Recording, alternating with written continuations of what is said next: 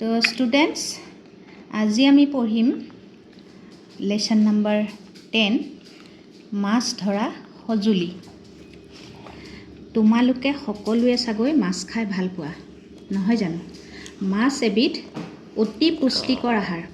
মাছ খোৱাৰ ফলত চকু, মগজু আৰু হাড়ৰ পুষ্টি সাধন হয়। শৰীৰ সবল আৰু সুস্থ হৈ মানুহ নিৰোগী হৈ থাকে। কিন্তু এই যে মাছ খাওঁ, এই মাছবোৰ ক'ত থাকে জানানে? সকলোৱে জানা, মাছ পানীত থাকে। মাছ সাধাৰণতে পৰিষ্কাৰ পানীত আৰু বোকা পানীত থাকে। নদী, সাগৰ, বিল, পুখুৰী, হ্ৰদ আদিত মাছ পোৱা যায়। মাছ যিহেতু পানীত থাকে, গতিকে ইয়াক সুদা হাতে ধৰিবলৈ টান। সেয়ে মাছ ধৰিবলৈ কিছুমান আহিলাৰ প্ৰয়োজন। সেই আহিলাবোৰকে এই পাঠটোত আলোচনা কৰিম। তোমালোকে বৰশীৰে মাছ মাৰি পাইছানে?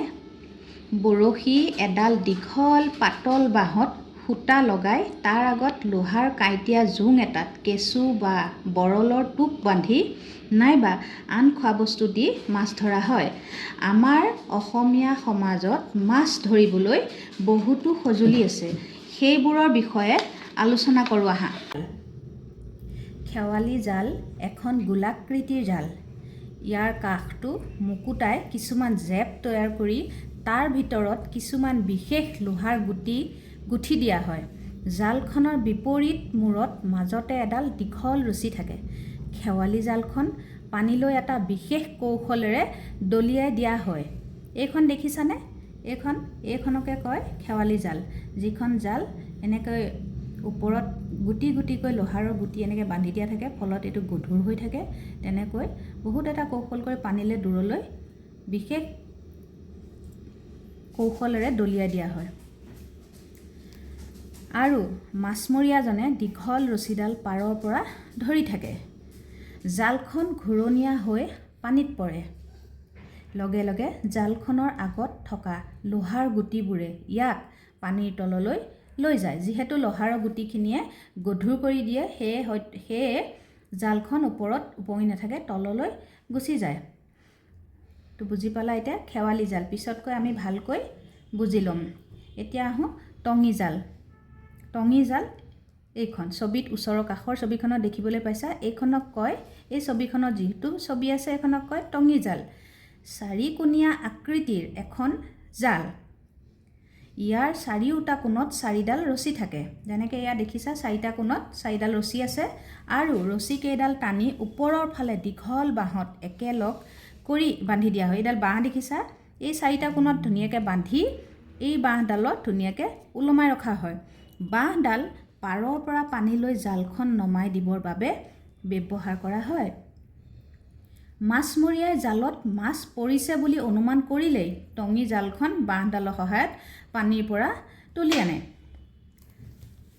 এতিয়া আমি জানিম পল আৰু জুলুকি। এয়া ছবিত দেখিবলৈ পাইছা। পল আৰু জুলুকি সাধাৰণতে দেখিবলৈ একে হয়। জুলুকিটো অকণমান সৰু, পলটো অলপ ডাঙৰ। গম্বুজ আকৃতিৰ 2 ফুটমান ওখ আৰু তলৰ ফালে 2-3 ফুট বহল এবিধ মাছ ধৰা সঁজুলি।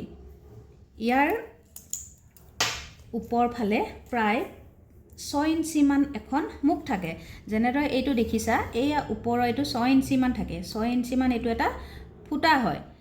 যেনেকৈ হাতখন ভৰাই যাতে মাছটো তলৰ পৰা ধৰি আনিবলৈ সুবিধা হয়। এইটো কিমান ইঞ্চি বুলি ক'লোঁ মনত ৰাখিবা, 6 ইঞ্চি। ইয়াৰ ওপৰ ফালে প্ৰায় 6 ইঞ্চিমান এখন মুখ থাকে। সঁজুলিটো বাঁহৰ কাঠি, এই যে দেখিছা কাঠিবোৰ, এই কাঠিবোৰ বাঁহেদি তৈয়াৰ কৰা হয়। বাঁহ বা বেতেৰেও বনায়, কিন্তু সাধাৰণতে আমাৰ গাঁৱলীয়া মানুহে বাঁহটো সহজতে পোৱা হয়। সকলোৰে ঘৰৰ বাৰীয়ে বাঁহ থাকে, গতিকে সাধাৰণ মানুহখিনিয়ে বাঁহেদিয়ে তৈয়াৰ কৰি লয় এই পল বা জুলুকি মাছ ধৰা সঁজুলিসমূহ। সঁজুলিটো বাঁহৰ কাঠি আৰু বেতেৰে সজা হয়। পল সাধাৰণতে তৰাং পানীৰ মাছ ধৰিবলৈ ব্যৱহাৰ কৰা হয়। জুলুকিটো একেই ধৰণৰ, মাথো ইয়াৰ আকৃতি পলতকৈ সৰু। বুজিলানে এতিয়া?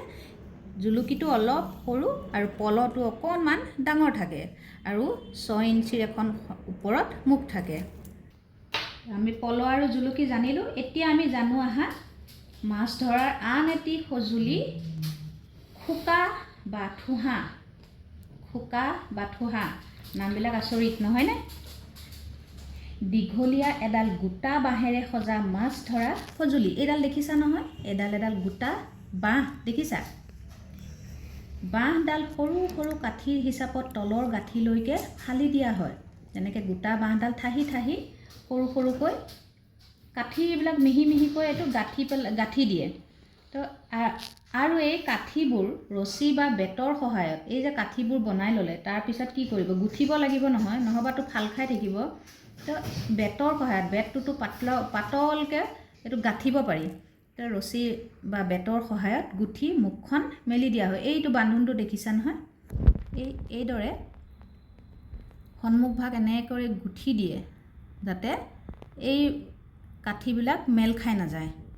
এই সঁজুলিবিধ সাধাৰণতে পানী বৈ যোৱা হেলনীয়া পথাৰত বা পাহাৰীয়া ঠাইত পাতি থোৱা হয়। ভালকৈ পাতি থোৱা খোকা বা ঠোহাত পানীৰ সোঁতত অহা মাছ সোমালে ওলাই যাব নোৱাৰে। আমি ইয়াত পিছতকৈ আৰু ভালকৈ বুজিম। এতিয়া আহোঁ মাছ ধৰা আন এবিধ সঁজুলি, চেপা বা ডিঙৰা। এই ছবিটো দেখিছা? এয়াও বাঁহ বা বেতেৰে তৈয়াৰ কৰা এবিধ সঁজুলি। মাজত এটা ফুটা থাকে, এইটোকে কয় চেপা বা ডিঙৰা। চেপা বা ডিঙৰা বাঁহৰ কাঠি আৰু বেতেৰে এনেকুৱা আৰ্হি এটাৰে তৈয়াৰ হয় যে মাছ ইয়াত সোমালে পুনৰ ওলাই যাব নোৱাৰে। এইটো দেখিছা? গোটেইটো আকৃতিটো দেখিছা? মাজত এটাহে ফুটা থাকে আৰু মাছ যদি ইয়াত সোমাই যায় কোনো কাৰণত আৰু ওপৰলৈ ওলাব নোৱাৰে। সঁজুলিটোৰ গাত সুৰংগ আকৃতিৰ এটা বা দুটা ফুটা থাকে। সেই ফুটাইদি মাছ সোমালে ওলাই আহিব নোৱাৰে। চেপা বা ডিঙৰা প্ৰয়োজন অনুসৰি বিভিন্ন আকৃতিৰ হ'ব পাৰে। সকলোৱে নিজৰ নিজৰ আৰ্হিত মানে বাঁহ আৰু বেতেৰে মাছ ধৰিবৰ কাৰণে মনে যেনেকৈ কয় তেনেকৈয়ে কিছুমান সঁজুলি তৈয়াৰ কৰি গাঁৱলীয়া অঞ্চলসমূহত মাছ ধৰা হয়। এতিয়া আমি আহোঁ আন এবিধ সঁজুলি, নাম হ'ল লাহনী। লাহনী হ'ল মাছ ধৰিবৰ বাবে পানী সিঁচিবলৈ ব্যৱহাৰ কৰা এবিধ সঁজুলি। বাঁহেৰে তৈয়াৰ কৰা লাহনীৰে সাধাৰণতে পুখুৰী বা খালৰ সৰু অংশ এটা ভেটা দি সেই পানীখিনি সিঁচি বোকাত থকা মাছবোৰ ধৰা হয়। এনে পদ্ধতিৰে মাছ হাতেৰেও ধৰিব পাৰি। এতিয়া আহোঁ, এইখন নিশ্চয় তোমালোকে দেখিছা ক'ৰবাত নহয় ক'ৰবাত, এইখনক কয় জাকৈ। দেখিছা নহয়? জাকৈ সৰু মাছ ধৰাৰ বাবে ব্যৱহাৰ কৰা এবিধ জনপ্ৰিয় সঁজুলি। কাঠিৰে সজা এই সঁজুলি পথাৰ বা কম পানী সোমাই থকা ধৰা হয়। আকৌ পঢ়িছোঁ। জাকৈ সৰু মাছ ধৰাৰ বাবে ব্যৱহাৰ কৰা এবিধ জনপ্ৰিয় সঁজুলি। বাঁহৰ কাঠিৰে সজা এই সঁজুলিবিধেৰে পথাৰ বা কম পানী আৰু বোকাত সোমাই থকা সৰু মাছবোৰ ধৰা হয়। এহাতেৰে জাকৈখন ধৰি থাকি আনখন হাতেৰে লগাই থোৱা ৰছীডালত ধৰি জাকৈখন কম পানী বা বোকাৰ ওপৰেৰে চোঁচৰাই আনে। মাছবোৰে জাকৈত জঁপিয়াবলৈ ধৰে, তেতিয়াই জাকৈখন দাঙি মাছবোৰ ধৰা হয়। এতিয়া আহোঁ, আমি সঁজুলিটো জানিলোঁ, মাছবিলাক কেনেকৈ কোনবিধ সঁজুলিৰে ধৰে বা ধৰা হয়। এই মাছখিনি যে ধৰা হয় আমি তাত মাছখিনি ধৰি থওঁ ক'ত? তো এই কাষৰ ছবি দেখিছা? ইয়াক কোৱা হয় কলহ আকৃতিৰ এবিধ সঁজুলি, নাম হ'ল খালৈ। এই দেখিছা নহয়? খটাকাৰে খা, লত ঐকাৰে লৈ, খালৈ। এইটো হ'ল মাটিৰ কলহৰ আকৃতিৰ বাঁহৰ কাঠিৰে সজা মাছ ধৰি ৰখা এবিধ সঁজুলি। মাছমৰীয়া পুৰুষ বা মহিলাই মাছ মাৰোঁতে কঁকালত এইবিধ সঁজুলি বান্ধি লয়। এই ৰছীডাল দেখিছা? এইডাল ৰছী যিমান মন যায় সিমান দীঘলকৈ ৰাখি কঁকালত বান্ধি থয় যাতে সুবিধা হয়। মাছটো জকাই দি ধৰিব, লগে লগে মাছটো হাতেৰে উঠাই খালৈত সোমাই যাব। তো মাছমৰীয়া পুৰুষ বা মহিলাই মাছ মাৰোঁতে কঁকালত এবিধ সঁজুলি বান্ধি লয়। ইয়াত ভৰাই থোৱা মাছবোৰ খালৈৰ ভিতৰত জঁপিয়াই থাকে, কিন্তু মুখখন কলহৰ আকৃতিৰ হোৱা বাবে মাছবোৰ খালৈৰ পৰা ওলাই আহিব নোৱাৰে। বুজিলা নহয়? এই যে ডিঙিটো দেখিছা? খালৈটোৰ কলহ আকৃতি, এইটো কলহৰ নিচিনা হয়নে, এটা পট টাইপৰ হয়নে। তো এইটো যে চাপ খোৱা মাছখিনি এই ভিতৰত সোমাই থাকে, জঁপিয়াই বাহিৰলৈ ওলাম ভাবিলোঁ, এইটো যে চাপ খোৱা, গতিকে মাছ বাহিৰলৈ ওলাই আহিব নোৱাৰে। বুজিলা? মুখখন কলহৰ আকৃতিৰ হোৱা বাবে মাছবোৰ খালৈৰ পৰা ওলাই আহিব নোৱাৰে। তোমালোকক প্ৰশ্নত হয়তো সুধিব, খালৈৰ পৰা মাছখিনি কিয় ওলাব নোৱাৰে, তেতিয়া তোমালোকে লিখিব লাগিব, খালৈৰ মুখখন কলহৰ আকৃতিৰ হোৱা বাবে মাছবোৰ খালৈৰ পৰা ওলাই আহিব নোৱাৰে। হ'বনে? এতিয়া মাছ ধৰা সঁজুলিবোৰৰ বিষয়ে কিছু জানিলা। অসমীয়া সমাজৰ কোনো উৎসৱ পালন কৰা সময়ত সমূহীয়াকৈ মাছ মাৰিবলৈ হ'লে এনেধৰণৰ আহিলা পাতি ব্যৱহাৰ কৰা হয়। এইদৰে সমূহীয়া মাছ মৰা কাৰ্যই প্ৰীতি, আন্তৰিকতা আৰু সহৃদয়তা বৃদ্ধি কৰে। এতিয়া তোমালোকে অনুশীলনী চাইছা, চমু উত্তৰ লিখা। 1 নম্বৰত আছে চমু উত্তৰ লিখা। মাছ ক'ত ক'ত পোৱা যায়, এইটো তোমালোকে প্ৰথম আমি পাইছিলাই, এইখিনিতে আছিলে নহয়। ক'ত ক'ত পোৱা যায়? নদী, সাগৰ, বিল, পুখুৰী, হ্ৰদ আদিত মাছ পোৱা যায়। গতিকে এইখিনি লিখি দিলে হৈ যাব, নদী, সাগৰ, বিল, পুখুৰী, হ্ৰদ আদিত মাছ পোৱা যায়। দ্বিতীয় চমু উত্তৰ লিখাটো হৈছে মাছ খালে কি হয়। মাছ খালে কি হয় দেই, মাছ খালে কি হয় মই এতিয়া ক'ম। মাছ খোৱাৰ ফলত দেখিছানে কিমান ধুনীয়াকৈ বুজাই থোৱা আছে ইয়াত। মাছ খোৱাৰ ফলত চকু, মগজু আৰু হাড়ৰ পুষ্টি সাধন হয় আৰু শৰীৰ কি হয়, সবল আৰু সুস্থ হৈ মানুহ নিৰোগী হৈ থাকে। মাছ ধৰা আহিলাসমূহ কেতিয়া ব্যৱহাৰ হয়?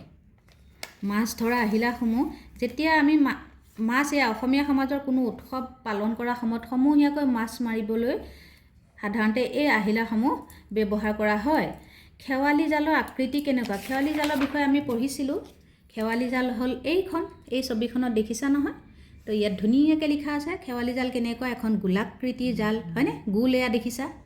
তো ইয়াৰ কাষটো মুকুতাই কিছুমান জেপ তৈয়াৰ কৰি তাৰ ভিতৰত কিছুমান বিশেষ লোহাৰ গুটি গুঠি দিয়ে। এই যে লোহাৰ গুটিবোৰ থাকে সেইকাৰণে গধুৰ হৈ যায়, ফলত জালখন তললৈ ডুবি যায়। তো এইটো হ'ল ধুনীয়াকৈ পাঠটো পঢ়িলে গোটেই প্ৰশ্ন উত্তৰসমূহ ধুনীয়াকৈ বুজি পোৱা যায়, লিখিবও পাৰি। টঙি জালৰ আকৃতি কেনেকুৱা? টঙি জালৰ আকৃতিটো কৈছিলোঁ, এইখন ফটো হয়নে, 4টা কোণ থাকে। এয়া টঙি জাল, 4কোণীয়া আকৃতি এখন জাল।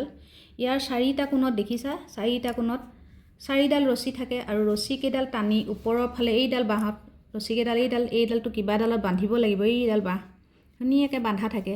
এই ৰছীকেইডাল টানি ওপৰৰ ফালে দীঘল বাঁহত একেলগ কৰি বান্ধি দিয়া হয়। বাঁহডাল পাৰৰ পৰা পানীলৈ জালখন নমাই দিবৰ বাবে ব্যৱহাৰ কৰা হয়। টঙি জাল কি হয় দেখিছা, ধুনীয়াকৈ ঘৰত পঢ়িবা, পঢ়িলে বাৰে বাৰে পঢ়িবা, পঢ়িলে মনত থাকিব, তেতিয়া সমূহ প্ৰশ্ন উত্তৰ ধুনীয়াকৈ নিজে লিখিব পাৰিবা। এতিয়া এয়া দেখিছা নহয়, পাঠৰ সহায়ত 2-3 শাৰীত উত্তৰ লিখা। এতিয়া খেৱালি জাল কি হয়, খোকা বা ঠোহা কি হয়, টঙি জাল কি হয়, বৰশী কি হয়, জাকৈ কাক কয়। গতিকে ধুনীয়াকৈ 2-3টা শাৰী ইয়াত ধুনীয়াকৈ লিখা আছে। খোকা বা ঠোহা এয়া, চেপা বা ডিঙৰা কাক কয়, জাকৈ কাক কয়, সেয়া ধুনীয়াকৈ লিখা আছে। যদি তোমালোকক লাগে মোক তলত কমেণ্টছ কৰিবা, মই ধুনীয়াকৈ কুৱেশ্যন এনচাৰবিলাক পিছতকৈ বুজাই দিম, কাৰণ ভিডিঅ'টো বহুত দীঘল হৈ গৈছে, সেইকাৰণে মই এনেকৈ চমু উত্তৰ দিবলৈ চেষ্টা কৰিছোঁ। ধুনীয়াকৈ পাঠটো পঢ়িলে তোমালোকে নিজে নিজে বুজি পাবা।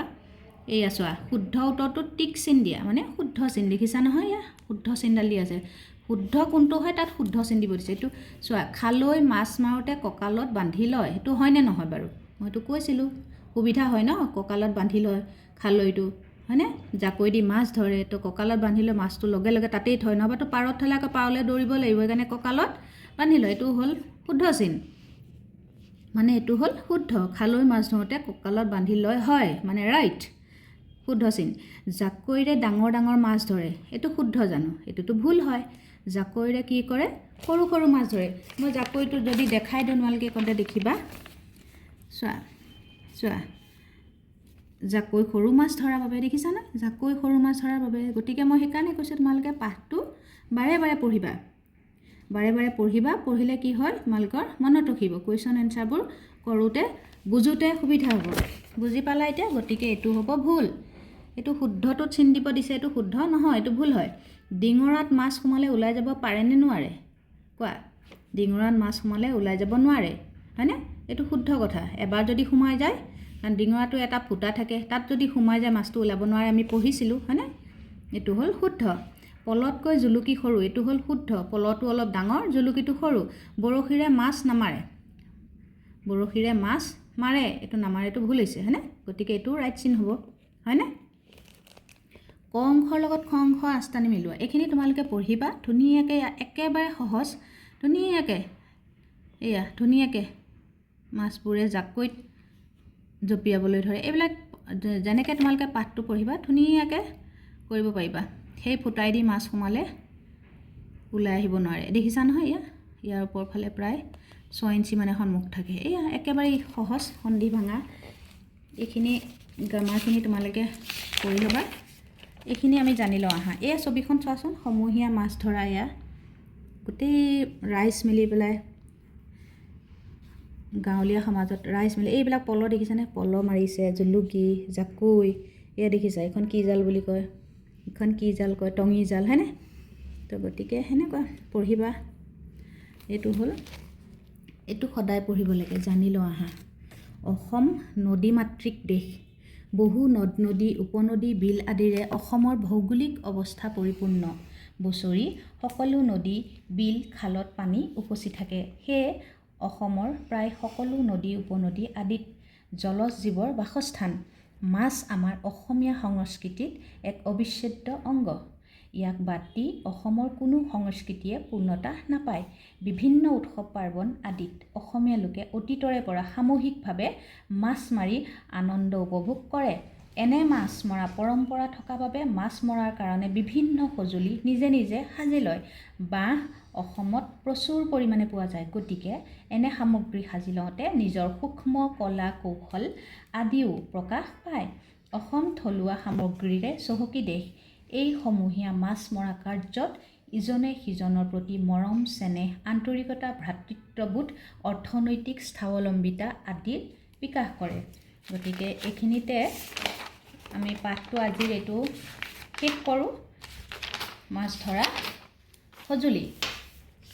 যদি তোমালোকে ভালকৈ আৰু কিবা বিচাৰা মোক তলত কমেণ্টছ কৰি জনাবা যে তোমালোকে কি জানিব বিচাৰিছা, কোনটো পাঠ তোমালোকক বুজাই দিব লাগে, কোনটো পঢ়াই দিব লাগে। মোক যদি তোমালোকে ধুনীয়াকৈ কমেণ্টছ কৰি কোৱা, তো মই ধুনীয়াকৈ পিছলৈ চেষ্টা কৰিম ধুনীয়াকৈ তোমালোকৰ উপযোগী হোৱাকৈ ভিডিঅ'সমূহ প্ৰস্তুত কৰিবলৈ। আজিলৈ আহোঁ ছাত্ৰ ছাত্ৰীসকল, ভালকৈ পঢ়িবা। ধন্যবাদ।